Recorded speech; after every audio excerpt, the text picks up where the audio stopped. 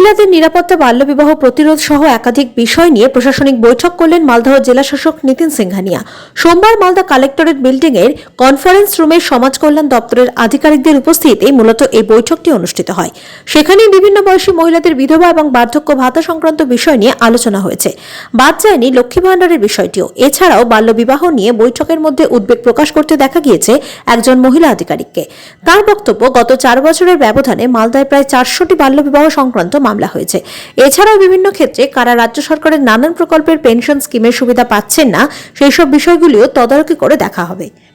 আমার কাছে অনেক প্রেয়ার আসছে, আমি চেষ্টা করছি ওগুলোকে রিডিউস করে দেওয়ার, কারণ আমি ওটাকে মিটিয়ে মিনিমাম একটা ফাইন দিয়ে যাতে যেগুলো নয় সেগুলোকে চেষ্টা করব যে এটা না করে করুন। আমাদের সোশ্যাল ওয়েলফেয়ার ডিপার্টমেন্টে যতগুলো অ্যাসপেক্টস আছে সেটা নিয়ে রিভিউ করা হলো। Women safety, women welfare, child welfare, child safety, তার সাথে সাথে যতগুলো আমাদের পেনশন স্কিমস আছে, বিট উইডো পেনশন, বিট ওল্ড এজ পেনশন, মানবিক, তার সাথে সাথে ডিসেবিলিটি আরও বেশি আমরা ব্লক ওয়াইজ ক্যাম্প প্ল্যান করছি যাতে কেউ বঞ্চিত না থাকে।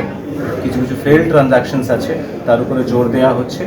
আমরা বাড়ি বাড়ি সার্ভে করে এটা এনশোর করতে চাই যে একটাও মানুষ যাতে যতগুলো পেনশন স্কিমস আছে, ইন্ডিভিজুয়াল বেনিফিট স্কিমস আছে, bit Lakshmi Bhandar or others of this particular department, সেটা সবাই যিনি পায় যারা এলিজিবল আছে।